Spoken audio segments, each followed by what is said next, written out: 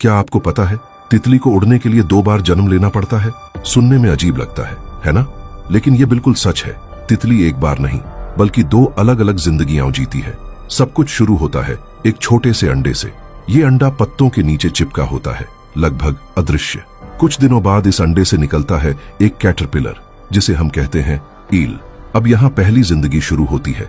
इस चरण में कैटरपिलर उड़ने के लिए नहीं, सिर्फ खाने के लिए जिंदा होता है। वो दिन रात पत्ते खाता रहता है। उसका काम एकदम साफ है, एनर्जी जमा करना, क्योंकि जो आगे होने वाला है उसके लिए शरीर को तोड़ना पड़ेगा।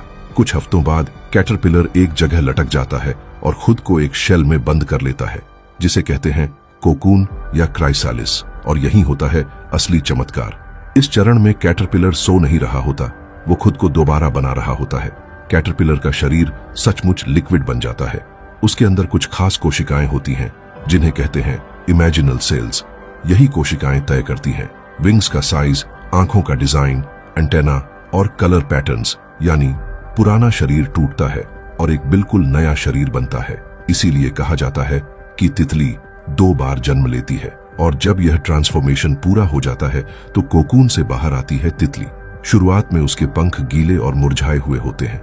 वो कुछ देर तक हिल भी नहीं पाती, लेकिन फिर वो अपने पंखों में फ्लूइड पंप करती है और धीरे धीरे पहली बार उड़ती है। और एक दिमाग हिला देने वाली बात, तितली को ये याद भी नहीं रहता कि वो कभी एक कैटरपिलर थी। उसका नर्वस सिस्टम, शरीर, जीवन शैली सब कुछ नया होता है। नेचर का ये प्रोसेस सिर्फ एक कीड़े की कहानी नहीं है, ये एक संदेश है। कभी कभी उड़ने के लिए पुरानी जिंदगी को तोड़ना पड़ता है। और शायद इसी वजह से तितली प्रकृति का बनाया सबसे खूबसूरत इंसेक्ट है।